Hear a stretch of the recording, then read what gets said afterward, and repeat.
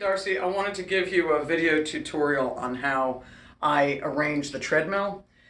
So I'm having Deb zoom in. The first thing I want you to see is I always have a leash that just stays on my treadmill. That may or may not be convenient for you since you actually use yours, but I have a leash, and then I always keep what's called a martingale collar or a no-slip collar on. This one is sized for Lucy. And I can send you more information, but you can get these at PetSmart. You can get them anywhere or online. So the idea behind a martingale is this clips around her neck, and then the leash is connected to a smaller loop, a double loop. So it is not a choke chain. It's not going to collapse on her trachea. It's safe. But the idea of it is that she's moving along, and it's loose. If she starts to slide backwards, it closes in just enough to keep it from popping over her ears so she doesn't pop out of the collar. So I highly recommend using a collar like this on the treadmill, and I just leave it so that it just stays there.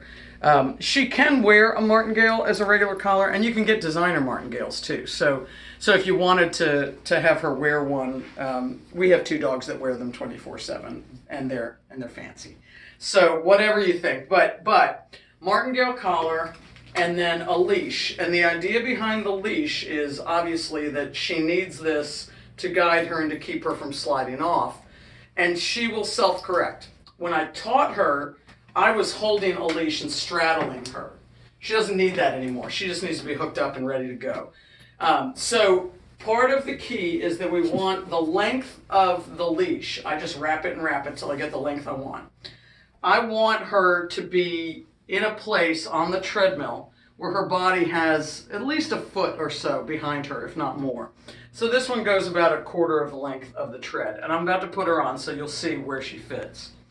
So what I do is I hook her up and I get her situated in the right direction, and we hit start, as you'll see. So hold on one second there. Luce, come here, baby. Come here. Come on up here. There she is. So you see how come here, Luce. Good girl, wait. So then she's wearing her regular collar, and I'll have to move her a little bit, get her closer. Good girl, good girl. Come here. Hold on. Come on, you're all right. Come here, baby. Come on, up here. There you go. So I just repeat until I get her close enough to put the collar on. So she's not a big fan of me moving her when she's on. So here we go.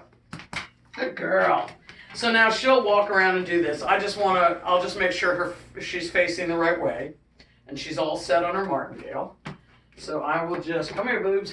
Let's go. That's my girl. If she's sitting, that's okay.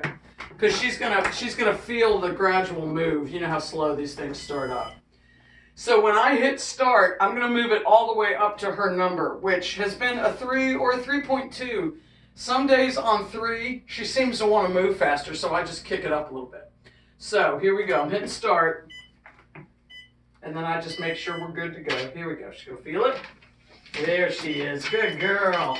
And then she gets in position, and then I got to hurry to get that speed up, because otherwise she's going to be like, what are we doing?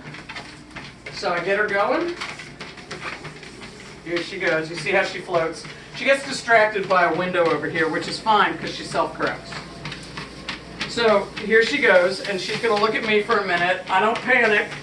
She'll get herself oriented. She will sometimes, she's kind of a sidewinder, so she'll sidewind for a minute, and then I'll sit down somewhere near her head until she gets situated. You can see how she's focused on me for a second, or a minute or two, and then she's going to just focus on the treadmill. I've sent you video of her doing that, so we won't make this video go longer than it needs to, but you can see, you could put a chair here, and she'll just run toward you. Or you could sit here and have coffee, read a book, whatever the case is. She's up to 20 minutes now, and you see how she's poking around, and the leash is loose pretty much the whole time. If she gets really distracted, she'll go backwards a little bit, and it will just give her a self-correcting tug and move on. I never leave any dog, no matter how good they are. I never leave any dog alone on a treadmill for, I think, all the obvious reasons. So I can go sit behind her out of view after a couple minutes. If you want to do that. I always stay up by the head until they're in the zone. And then I might move around the room, but I do not leave the room with the dog. So, okay, I hope that helps. Just save this video and refer back to it. And Call or text me anytime with questions. See ya.